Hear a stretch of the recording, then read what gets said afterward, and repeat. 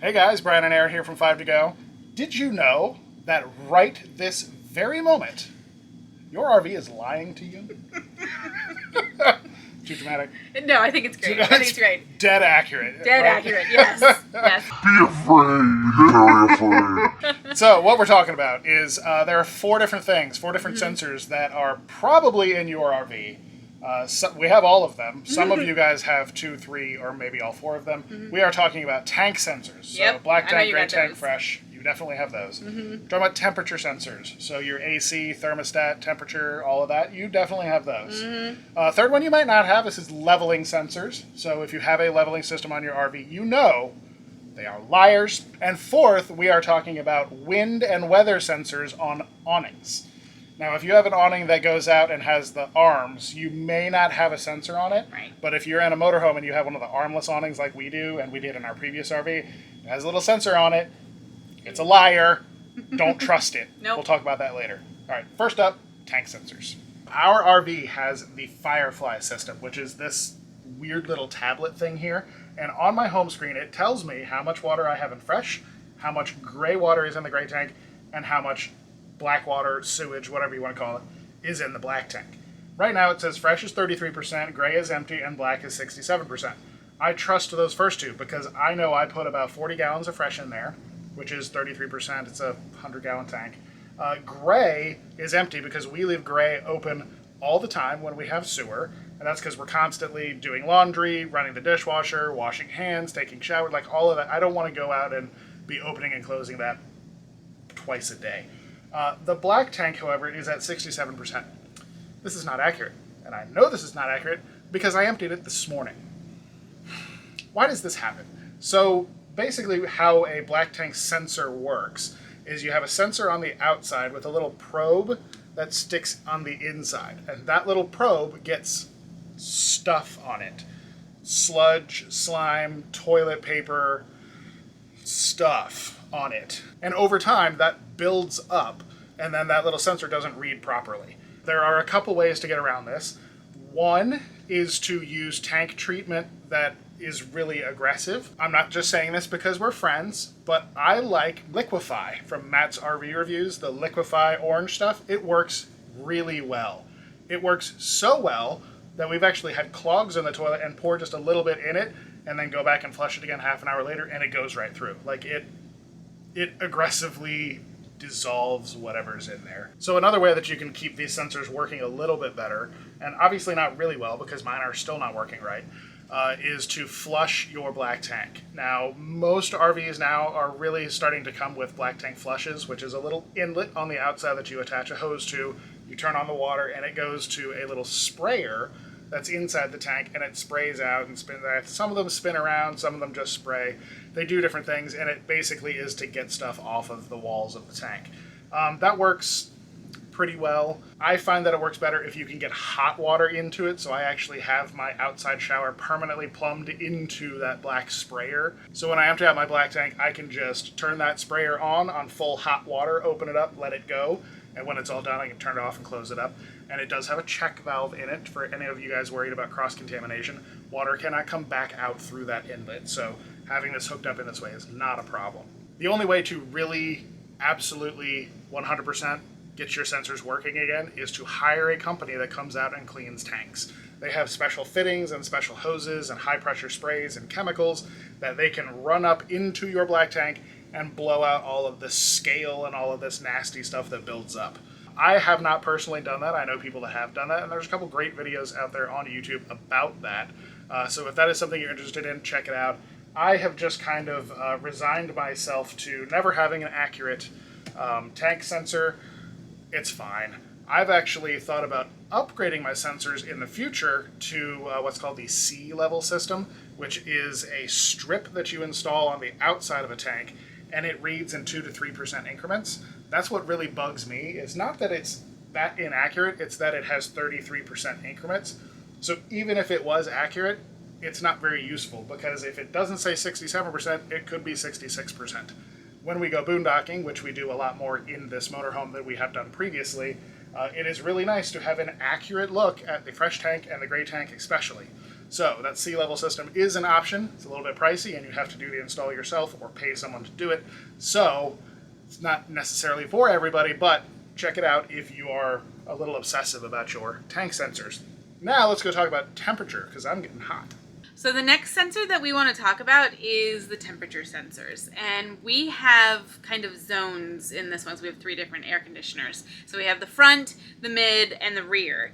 And they all read differently and are in different places. And so they just wreak havoc on those of us who don't like to be super cold. And I'll explain why. So this is where the temperature sensor is here. It's little, and if you have things that look like that, you now know what that is. It's a temperature sensor.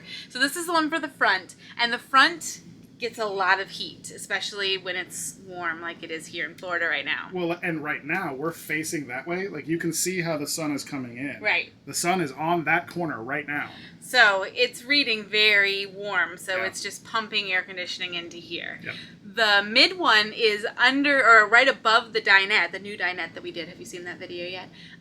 It's underneath that one, so when the sun's on that side of the rig, it gets really, really hot and everything else gets cold. The one in the back, though, my favorite liar. It's right over top of where Brian and I sleep, so it's right over the king-size bed.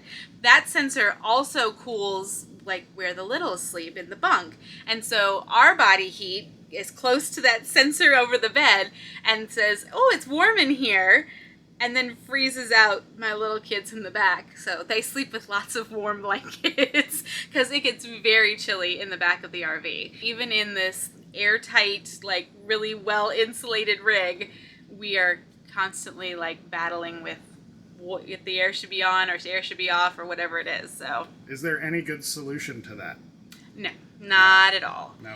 Even today, I was watching TV on the bed in our room, and my hair was drying, and I didn't realize where the sensor was. It's like this far away from my head. Yeah. And so, like, the heat and moisture from my freshly washed hair was just right there, and I am shivering. And I'm like, Brian, can you please turn the air conditioning off while I'm watching my shows? And he was like, I can't. It says it's really hot in there. And he goes, the sensor's right above your head, isn't it? And I was like, yep. So they're not in the best places, but they're better than some because they aren't on an outside wall where they would get even hotter. Where do you set yours to when you're somewhere warm? Like, what's your setting? I'm just curious because, like, I feel like ours is always freezing cold, and would like for some of you to tell me that you set it for warmer than like the 60 degrees I think ours is at, because my fingers are always purple. It is not set to 60. But with that, you should always kind of have it in your mind that you're only ever going to get colder than like 20 degrees of what it is outside. So if it's 80 outside, you could get down to 60 in here. If it's 100 outside, it's 95 right now. Yeah, we're only going to make it to 75 Yeah. in here, Yep. Even if we do have it set on 60, Yep. which we don't. It just feels like it. So I'm curious. Let me know down below. What do you set your AC to when you're somewhere warm, and what do you set the heat temperature to when you're somewhere cold? Because just curious how far off it is from what we set ours to. All right, the third layer in our RV is our leveling system, and that is hiding in this cabinet right here above the door. I'm sorry it's a little bit dark over here. I do have a flashlight so we can talk about this leveling system. We have the Power Gear hydraulic leveling on our Class A, and this is the same control panel that we had in our previous RV, so I was very familiar with it when we got it, and I knew that it was going to be a liar just like it was in the Bounder. So basically how this works is we pull into a site, I turn it on, which I'm not going to do now because we don't have the engine running. But you turn it on, and then it will tell you in here if you're down, front, rear, left, right. Like, you know how this works. And then you hit auto, and you expect it to make you level because it has sensors in the RV that tell you when you're level. When I hit auto and it gets us to level, I then put it in manual, and I fix it because it is always down on one side or the other and always a little bit down on the nose. You can recalibrate these things, but they always kind of slide off of calibration anyway. And actually, my buddy Dan, who's camped right next to us, is having trouble with his right now. Let's go talk to him. So this is different depending on your RV. On this one, if you hit hitch height, the 4 rears retract and the front will stay the same. So we're going to hit that. I like your hoses around the way and stuff. Yeah, everything's fine. So it's basically retracting the rear force. I'm gonna hit auto level, and the weirdest thing is it's going to be level left to right Okay. at first when it's just doing the 2 fronts. But as soon as it activates the 4 rears, all of a sudden it will start tilting to the driver's side. Okay. I have no idea why. All right, so you're gonna hit auto. And Oh. look, it's going more. Wait, what in the world? Why? Yeah, no, so the calibration's off. Yeah. It was perfect. And all week we've been walking around, Now the nose is going up again. but it's not correcting left to right. Yeah, I'm just like feel drunk. I'm Right? walking one direction. I'm like, I've pushed level 2 times already. I don't Yeah. understand. Okay, so the calibration's off, right? That's Way off. basically what it has to be. And the leveling is not here. This is just a control panel. That's just So the sensor is in there somewhere. Yeah, it is. Yeah, I rewired this because I wanted. Yeah, that's really it nice. wasn't Is that like here. an Altoids tin? Yeah, it is a big version of it. Well, because it was mounted in here, Yeah. and then you have to swing open the door, and it was mounted in here, so you Yeah. had to be here. Yeah. But Jessa couldn't see the hitch, right? Oh, As we're yeah. connecting. Yeah. So instead, we did this, Yep. and this was all the wiring that was there already. So now Jessa can stand here Oh. and watch me hook up, Yeah. and What she I- can drop it or raise it depending on what's going on. What I want to know, how in the world do you tow this with a Tesla? Magic. Magic. Yeah. Magic. No, the truck's getting repaired. The hail damage from a few weeks ago. Yes. Yep. Yes. Yep. Thing Oh. got dinged up pretty good. So right now your app is saying it is dead level. Yeah. Well, moral of the story here, level sensors lie. Yeah. And they need to be recalibrated. Yeah. So I'm going to have to check back in with Dan a little bit later to see if he got his system figured out. If you are in a travel trailer or fifth wheel, or actually even in this motorhome, I could install this. LevelMate is a system that I have used twice now. I used it in my travel trailer. I had the LevelMate, which is a little sensor with an app on your phone that lets you watch the level in real time.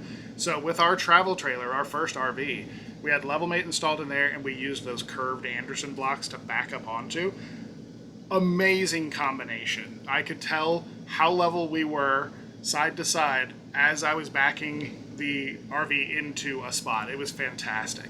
I added the LevelMate to the bounder because its auto level was so far off that I just watched LevelMate and did manual. I never hit auto in that thing. This one I can hit auto in and just adjust a little bit. It's been okay. I haven't resorted to reinstalling the LevelMate, but if you're having trouble with yours or if you don't have a leveling system, check out the LevelMate. It is awesome. Highly recommend it. Little pricey, totally worth it. All right, the final liar we're going to talk about today is the wind sensor on your awning. Yeah. Our awning is out, and our sensor, let me see if I can locate it, is in this corner right here.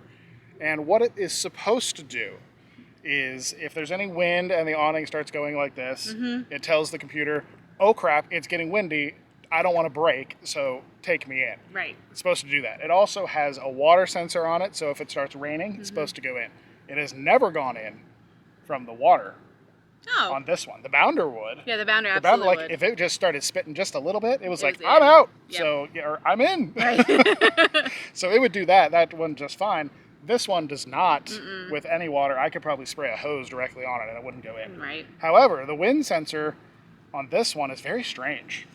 Yeah, like sometimes it's super sensitive. Yeah. And then other times it's like gale force winds and it's just like doo doo doo. Yeah, maybe it's just having fun. It's just like this is great. Yeah, so like she said, sometimes it'll buck like crazy and not Just go stays. in. And other times when it's going out, it'll like stutter a little bit on the little rail thing that it rides out on, and that is enough to take it back in. So the moral of the story here is don't trust that wind sensor. If your awning has a wind/rain sensor, don't leave your awning out if you're not home. Yeah, no. Like, it will probably be okay, like, if you're home and you hear it rocking and rolling, and you can look outside and be like, okay, it's not going in, then you can bring it in. But if you leave home and we're relying on that sensor, you may come back to your awning flipped up over the roof or arms broken or any number of things, because these things catch a lot of wind, and it's a lot of force, and they're expensive. And if you didn't hear what Brian just said, I'm just going to reiterate in simpler terms. If you're leaving your RV, put your awning in. Just Just put your awning No in. ifs, yeah. Just put it in. They're expensive to replace, and they look awful when they get all messed up. Oh, so yeah. Yeah, you let can't me, run them in all the way and fabric hanging and flapping. it's Yeah. not good. Let me know down below your awful stories of what has happened to your awning, if you've had any. Yep. Like, not that I like love reading those, but like they're like a cautionary tale to remind me to always put that in every time. This is from the woman who loves watching Hoarders because it makes her feel better. Yeah, about my our mess. So yeah, share need to your awful, terrible stories. So I don't make those mistakes, please. Oh, that's terrible. It's terrible. What did I marry? Me. Wow. And on that note, we will see you guys. Wow. Thank you guys for watching. See you. We'll see you in the next episode. Bye. Bye.